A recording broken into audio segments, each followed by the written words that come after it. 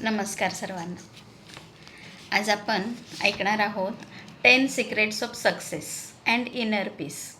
म्हणजेच काय तर यशस्वी आणि आनंदी जीवनासाठी 10 रहस्ये. आणि या पुस्तकाचे लेखक आहेत डॉक्टर वेन डब्ल्यू डायर. या पुस्तकाचा मराठी अनुवाद केला आहे विद्या अंबिके या ताईंनी. तर आपण त्यातलं पहिलं रहस्य पाहतोय की आनंदी, सुखी, समाधानी जीवन जगण्यासाठी पहिलं रहस्य लेखकांनी काय सांगितलं आहे तर प्रत्येक गोष्टीसाठी खुलं असणारं आपलं मन, पण कोणतीही आसक्ती नसणारं आपलं मन. हे ऐकायला आणि वाचायला खरं तर किती सोपं वाटते की प्रत्येक गोष्टीसाठी आपल्या मनाला खुलं ठेवायचं. प्रत्येक गोष्टीसाठी खुलं ठेवायचं म्हणजे काय तर ॲक्सेप्टन्स आपला वाढवायचा, पण मनामध्ये कोणतीही आसक्ती ठेवायची नाही. विचार करा, आपण कितीतरी गोष्टी आपल्या मानून बसलेलो असतो आणि त्या सहजासहजी सोडायला तयार नसतो.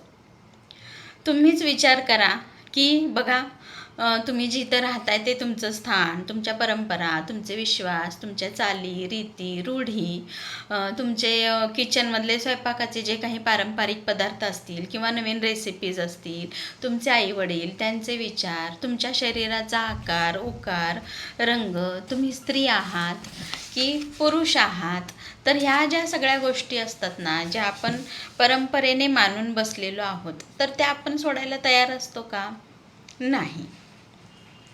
तुमचे आजी आजोबा, तुमचं जे काही आहे वंशपरंपरागत ज्या चालीरीती असतील, तर त्यांचासुद्धा पगडा तुमच्या मनावरती काय झालेला असतो तर बसलेला असतो. मग हे सगळं आपण सहजासहजी सोडायला तयार आहोत का? तर नाही. पण विचार करा, जेव्हा आपण जन्माला आलो होतो या जगामध्ये, तेव्हा आपण एक छोटंसं बाळ होतो.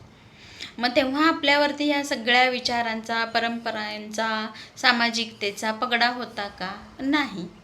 म्हणजे जन्माला आल्यानंतर जसजसं आपल्याला कळायला लागलं आणि आपल्यावरती जे संस्कार व्हायला लागले, त्यातून मग आपली जडणघडण, आपल्या मेंदूची जी जडणघडण होती ना, ती घडत गेली. मग आता विचार करा, ही सगळी जडणघडण होत असताना लहानपणापासून आपल्याला कितीतरी गोष्टींना नकार द्यायचा होता. पण तरीसुद्धा असू दे, ती एक सामाजिक परंपरा आहे, कौटुंबिक परंपरा आहे, हे असं करावंच लागतं या नावाखाली, दबावाखाली कित्येकदा मनात नसताना किंवा अगदी बऱ्याचदा मनात असताना बऱ्याच गोष्टींचा आपण काय केला तर स्वीकार केला.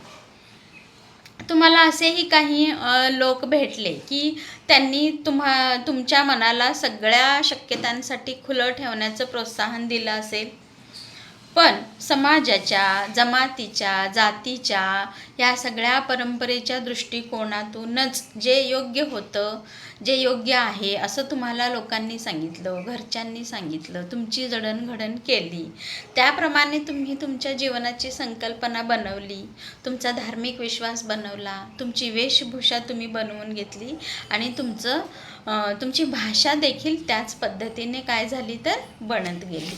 आता विचार करा, ह्या सगळ्या गोष्टी ज्या आपण ॲक्सेप्ट केलेल्या आहेत, आपल्या मानून आपण चालत आलेलो आहोत, आपल्या मेंदूवरती, आपल्या जीवनावरती आपण हे संस्कार करून घेतलेले आहेत. आपण किंवा तुम्ही समजा या गोष्टींच्या विरोधात जाण्याचा प्रयत्न केला असता त्या काळी, जेव्हा तुमची जडणघडण होत असते तेव्हा, तर काय झालं असतं? तुम्हाला मर्यादेची सीमारेषा खरं तर आखून दिलेली आहे प्रत्येकच वेळेला. कौटुंबिक मर्यादा रेषा, सामाजिक मर्यादा रेषा. आणि मग तुम्ही जर त्याच्या विरोधात आवाज उठवायचा प्रयत्न केला किंवा बंड केलं, तर तुम्हाला काय सांगितलं जातं की मर्यादेतच राहा.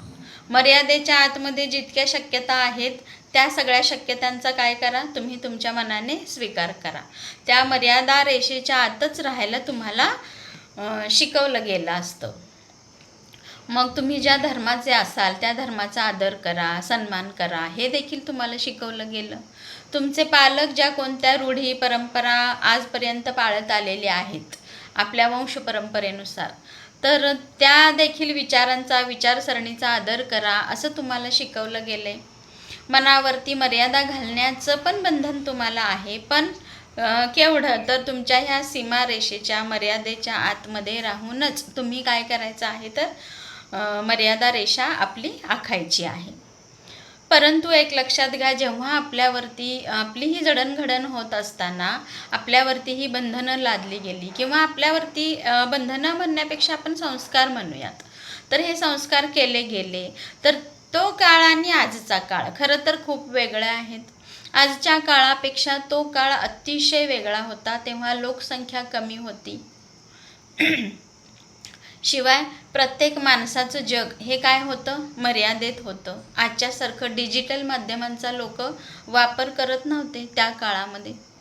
त्यामुळे आज देखील आपण आपल्यावरती असलेले ते पूर्वीचे संस्कार काय करू शकत नाही, तर आहे त्याच पद्धतीने आपण ते तसेच पुढे चालवू शकत नाही. म्हणूनच लेखक आपल्याला विनंती करतोय की तुमचं जे मन आहे ते सर्व शक्यतांसाठी खुलं ठेवा. जर तुम्हाला तुमच्या मनामध्ये कोणत्याही निराशेला, डिप्रेशनला, काळजीला जर थारा द्यायचा नसेल आणि विनाकारण असणाऱ्या मर्यादा जर तुम्हाला झुगारायच्या असतील, तर आपण काय करायचं आहे की आपलं मन जे आहे ते सगळ्याच शक्यतांसाठी खुलं ठेवायचं आहे, ओपन ठेवायचं आहे. वैयक्तिक जागतिक शांतीसाठी जर आपल्याला काही योगदान करायचं असेल, आपल्या कुटुंबासाठी, आपल्या वैयक्तिक जीवनासाठी, आपल्या सगळ्या आपण ज्यांना आपलं मानतो त्या सगळ्या लोकांसाठी, शिवाय या वैश्विक समाधानासाठी, शांतीसाठी, तर आपल्यासाठी आपल्याजवळ कुठल्याही गोष्टीचं आसक्ती नसणारं मन हे असायला हवं, असं आपल्याला लेखक सांगतं. सगळ्याच गोष्टींवरती मोकळेपणानं विचार करणारं खुलं मन आपल्याजवळ असायला हवे. आसक्ती नसणारं मन आपल्याजवळ असायला हवं. आणि हेच सगळ्यात मूलभूत तत्त्व आहे ह्या विश्वाचं, या जगाचं. आणि ते तुम्ही किंवा मी काय करायला पाहिजे, तर आपल्या अंगी बाणवलं पाहिजे. ठीक आहे, तर इथेच आज आपण थांबूया.